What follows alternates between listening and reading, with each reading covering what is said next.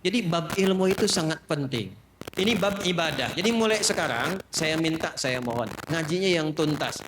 Kalau bisa tingkatkan kualitas. Kalau takbir sampai salam saja, betul bagus. Sah salat pahala dituliskan. Tapi barakahnya salat kita nggak dapat. Apa barakahnya itu? Membuat kita semakin lebih baik. Saya ulang, membuat kita semakin lebih baik. Jadi kalau kita cuma takbir begini, Allahu Akbar, tahu ilmunya, bacaannya sampai dengan salam, tapi tidak mengerti apa yang kita bacakan, maka untuk mempraktekkan salam rahmat dan barakah, Assalamualaikum warahmatullahi wabarakatuh, Assalamualaikum warahmatullahi wabarakatuh, nggak dapat kita. Pahala dituliskan, prakteknya minim dipraktekkan. Itu yang menjadikan orang sholat lisannya masih kasar. Orang sholat tangannya masih berbuat maksiat. Orang sholat kakinya melangkah pada hal yang tidak benar dan tempat maksiat. Itu yang terjadi. Maka yang harus dilakukan sekarang, nyicil satu-satu. Kalau besok-besok saya sholat, contoh nih, maaf ya, maaf. Angkat tangan begini apa maksudnya? Kenapa mengucapkan Allahu Akbar? Kenal Abu Bakar enggak? Oh, bagus. Abu Bakar itu satu-satunya sahabat Nabi yang kalau takbir baru takbir itu langsung nangis. Makanya waktu Rasul tunjuk jadi imam, beliau katakan, ya Rasulullah jangan saya. Saya ini orangnya perasa, takutnya malah nggak khusyuk. Makmumnya nanti sulit ikutin saya. Kata Nabi, udah kamu ini banyak protes imam. Kenapa? Karena beliau berusaha memahami bacaan yang dibacakan. Lihat baik-baik. Allahu Akbar. Angkat tangan ke belakang, buang urusan dunia ke belakang. Jangan bawa-bawa dalam sholat. Ini yang menyebabkan seseorang sering tidak khusyuk dalam sholat karena dunia dibawa dalam sholat. Lisannya Allahu Akbar, tapi maaf dalam sholatnya handphone Hu Akbar. Allahu Akbar, tang ting tung ting tang ting tung tang ting tung, batalin sholatnya, angkat, halo, bentar lagi sholat. Jauhkan, buang dunia, pasrahkan. Tapi yang penting apa?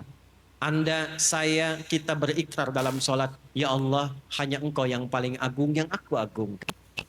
Tapi dalam kehidupan bahkan sebelum sholat, kadang aku merasa agung dibanding yang lain. Sombong dibanding orang lain. Merasa paling berilmu. Merasa paling punya uang. Merasa paling punya kedudukan. Padahal dalam sholat pun bisa Engkau wafatkan saat ini, ya Allah, aku taubat, ya Allah, aku taubat. Makanya setelah takbir langsung dia mengatakan, Allahumma ba'id baini wa baina khatayaya kama ba'adta bainal masyriqi wal.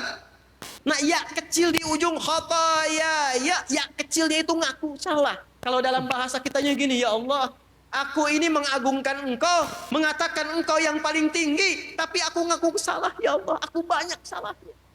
Ngaku tinggi pada orang, sombong pada orang, angkuh dengan tetangga, yang merasa hebat dibanding pasangan. Aku taubat, ya Allah. Jauhkan antara aku dan kesalahan yang aku bawa dalam sholat jauh timur dan barat.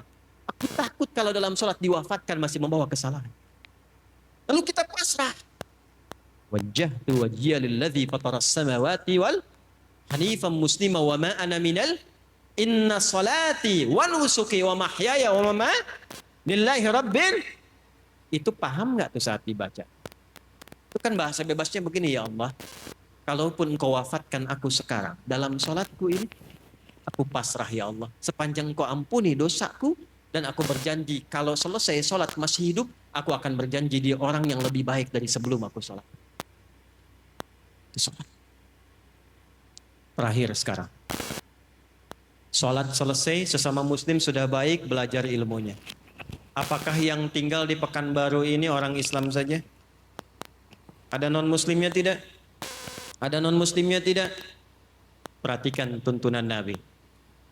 Kalaupun dalam kehidupan kita beribadah, jangan pernah memaksa. La ikraha lakum dinukum, ibadah masing-masing. Tapi ketika diatur hubungan muamalah, interaksi sosial dalam kehidupan, di pekerjaan, bertetangga, berkebun, Anda menemukan di dalamnya bukan hanya orang Islam tapi non-muslim, maka hukumnya berlaku universal bersama-sama. Diatur dari yang paling kecil sampai yang paling besar. Yang paling kecil, Anda tinggal di komplek, ada orang Islam, tetangganya non-muslim, Nabi samakan semua hukumnya.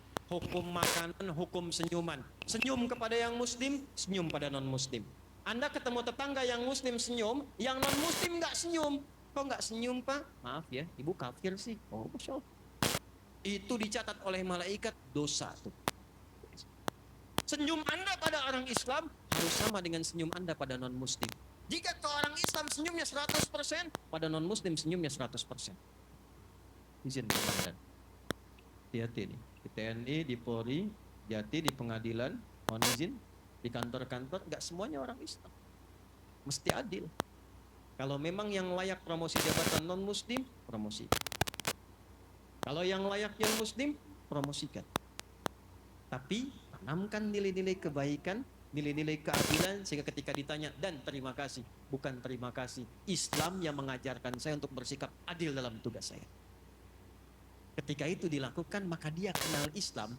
Kalau kemudian kenal dan memahami lantas mengucapkan asyhadu an la ilaha illallah wa asyhadu anna muhammadar rasulullah, itulah pahala yang melekat pada amanah kedudukan.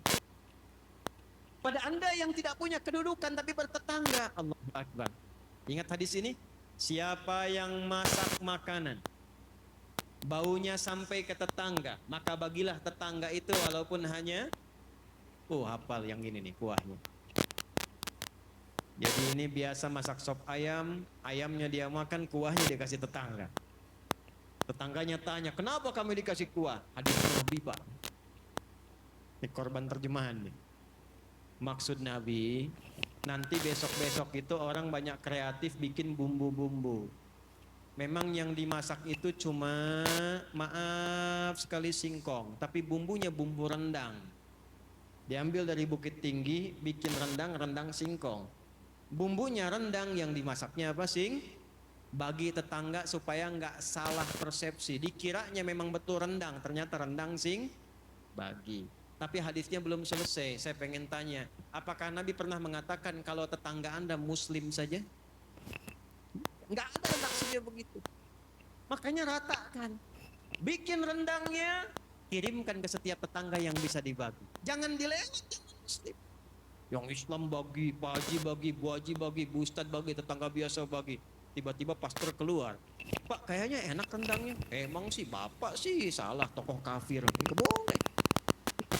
Dosa. Itu alih-alih dapat pahala langsung tulis dosa. Coret. Datangi, ketuk rumahnya. Selamat pagi. Ada apa Pak Haji? Ini ada rezeki. Nih ada satu panci rendang. Panci baik sekali. Bukan baik, Nabi Muhammad yang mengajarkan saya untuk berdoa. Kenalkan Nabi Muhammad. Besok-besok saat dia mengembalikan panci udah bisa salam. Assalamualaikum Pak Haji. Tuh. Padahal Anda aja haji belum, gitu kan? Ajarkan dia doa. Udah assalamualaikum dan didoakan. Assalamualaikum Pak Haji. Mau ngembaliin panci. Tuh. Terima kasih Pak, enak sekali.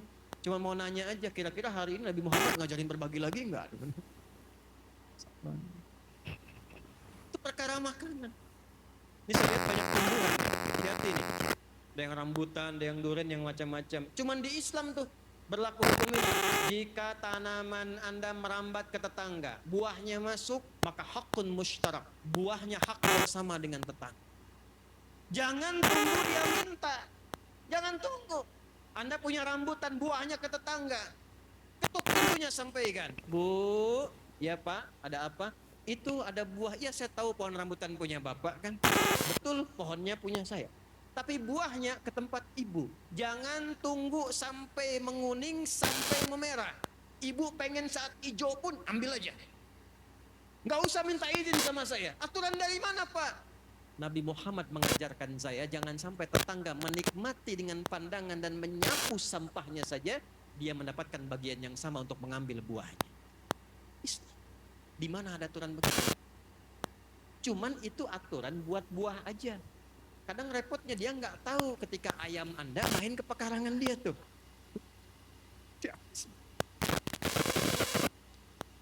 Besok dia datang, Pak, Nabi Muhammad tuh berkah banget, ayam Bapak enak banget nih. Nah, saya menginginkan suasana begini nih antara umat Islam itu. Jadi kita internal diperbaiki, sama orang-orang sekitaran kemudian berbuat baik, jaga itu sampai wafat. Jaga itu sampai wafat. Karena kita nggak tahu kapan kita pulang. Mungkin pulang malam ini. Kenapa pada diam ini? Kan udah gelap banget tuh. Ya, senang tidak kalau pulang? Yakin? Senang tidak? Dibilang senang takut malam ini gitu ya. Dibilang tidak ya pulang. Maaf ya, ini hukum psikologi nih. Di mana-mana semua orang pulang itu senang. Nih saya tanya nih, kalau habis lebaran, mau Idul Fitri, mau pulang kampung, senang tidak? Senang kan? Besok lebaran, kita mau pulang. Saking senangnya kita cari bekal kan? Yang paling hebat tuh begini, dan cuma ada di Indonesia nih. Saya udah cek negara-negara lain nggak ada. Ya, kita punya asosiasi 20 negara, jalan-jalan nggak ada yang kayak Indonesia. Disiapin jauh-jauh hari, tiket-tiket kereta habis, bis-bis makin naik dibeli juga. Yang paling hebat, ada orang yang menyiapkan bekal, pulangnya pakai motor bebek, bekalnya singa. Tahu nggak? Motor bebek tapi bekalnya singa, dus tambah. Begitu lewat dus pelepah pisang, tambah lagi satu lagi. Kumpulkan banyak. Kenapa? Ketika saya tanya, karena Ustadz saya senang mau pulang. Dan saking senangnya dia tuliskan di belakang pakai kardus, dia tulis dekat knalpotnya itu, sayang aku pulang. Lalu dia telepon ke kampungnya, aku pulang hari ini. Yang di kampung Allahu Akbar, cek rumah karena ada yang mau pulang. Disediakan makanan, yang nggak ada dia ada-adakan. Yang paling klasik, maaf, yang luarnya itu kaleng biskuit isinya rengginang. Saya nggak sebut nama karena endorse. Kaleng biskuit isinya rengginang. Tasik banyak ya Bu ya. Paling banyak. Kenapa? Karena senang ada yang pulang. Jadi setiap pulang itu biasanya senang. Kau siap bekalnya. Saya tanya waktu satu kali, kenapa Anda nggak pulang mudik? Ada bekal Ustaz. Sifat pulang senang kalau ada bekal. Kalau sedikit bekal, tak ada bekal, tak siap pulang. Jadi setiap disebutkan pulang, semua senang. Ini saya konfirmasi lagi nih. Kalau malam ini kita pulang, senang nggak? Nggak punya bekal.